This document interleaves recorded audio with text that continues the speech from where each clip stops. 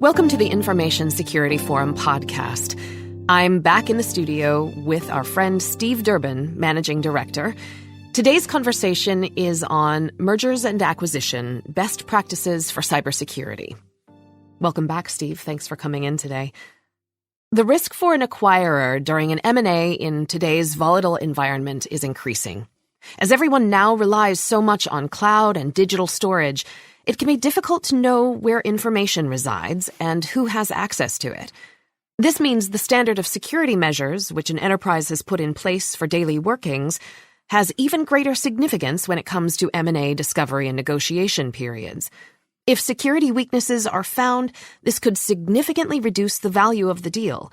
So, Steve, the integrity of the data is at the heart of these deals.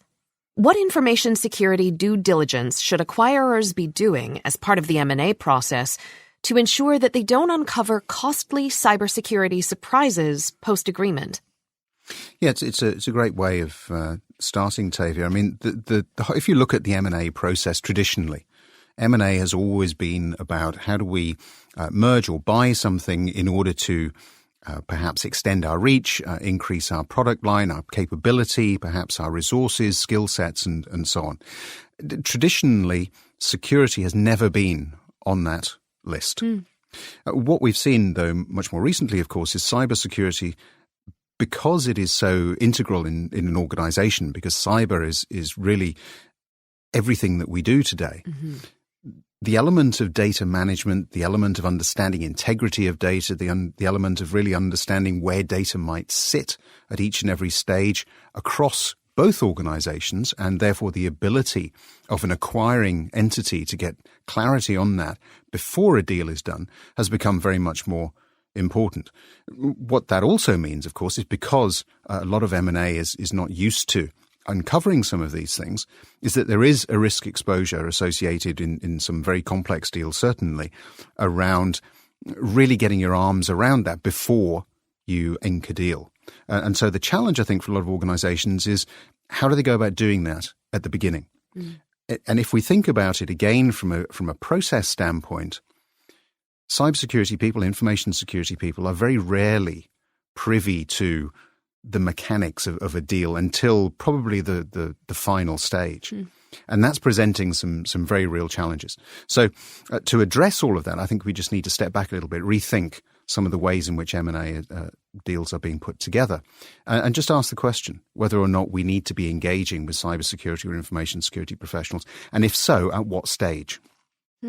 It's interesting because I've heard you talk about GDPR not being a new regulation, but a reconfiguring of business at large. This seems sort of along the similar lines, that data security is not an afterthought. It is at the heart. It's leading, actually. It is your business.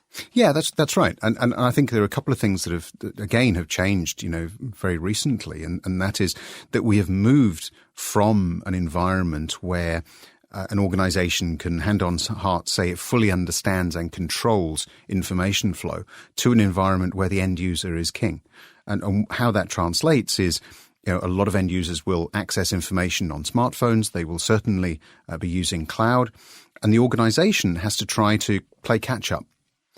If we then think about that within the context of how do you put two separate organizations together with M&A or really just working together, then you can begin to get some insight into some of the complexity, some of the challenges. I've always said when it comes to M&A that one of the key determinants of success is around culture. The people element to it. Can you really put these two entities together and be successful? And for me, cybersecurity, data management is just an extension of that, because they are affected now by the way in which an organizational culture has developed and changed and really morphed over the years that perhaps an organization has been in business. We're hearing a lot about cybersecurity and M&As recently, as those seem to be challenging for most organizations going through that process. So I'd be interested to know, Steve, what you are hearing from ISF members and what best practices you're sharing with them. Yeah, I think one of the big challenges, as I've said, is how do you, from a security standpoint anyway, how do you get early sight of some of these things? Now, clearly, if you're the CISO in an organization and you report into the board or the CEO, then you're probably going to have much better visibility than somebody who doesn't, who perhaps is still reporting into the CIO, for instance. Mm-hmm. So I think that early warning, that visibility is absolutely fundamental. It's absolutely key to being successful in this space. And then it's about understanding the role that you can play in terms of adding value to the M&A process. It isn't about derailing the process. It isn't about stopping it. It's about saying, okay, if this is the way that the business is going to be going forward, then what are some of the questions that need to be asked from a security standpoint to facilitate that process, to make life easier rather than anything else? And that translates into, inevitably a series of checklists, inevitably questions around how is the target organization handling data? What is the overall span of that data? We get into all sorts of complicated areas there, of course, to do with third parties, mm-hmm. because they may well be sharing information across multiple jurisdictions and so on.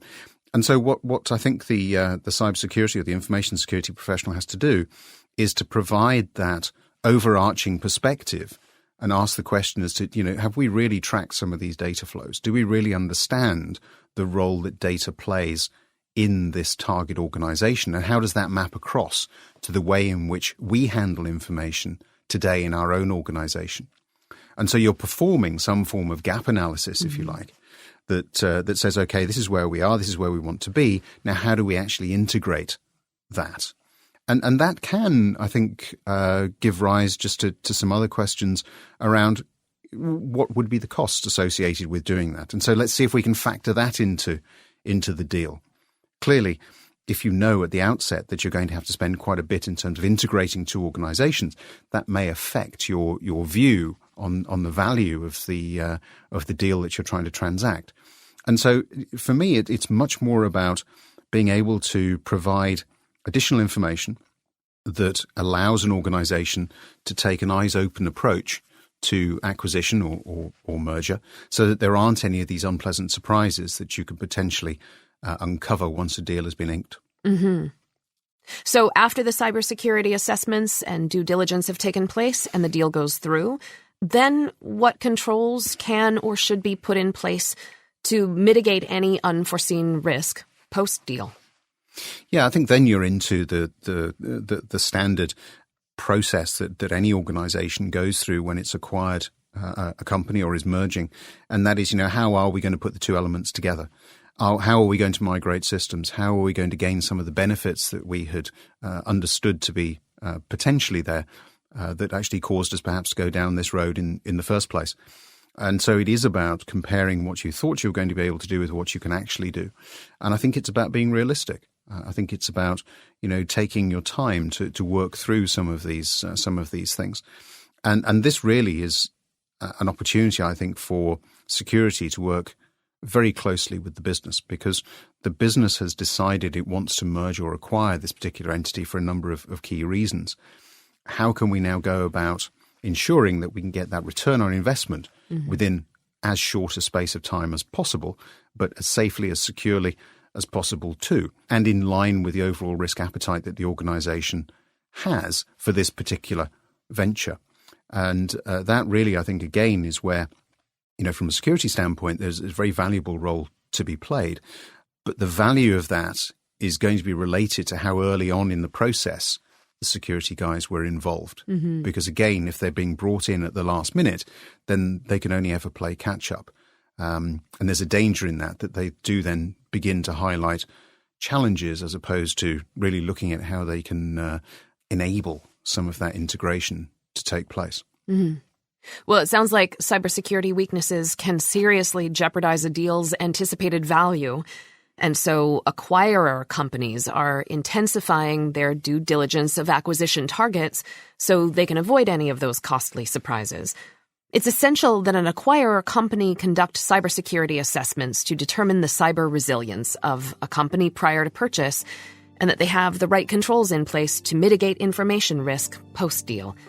Thanks again, Steve, for shining a light on this most important topic. And I know that there's a wealth of information available on the securityforum.org website, so please visit that for more information on mergers and acquisitions and other important cybersecurity issues.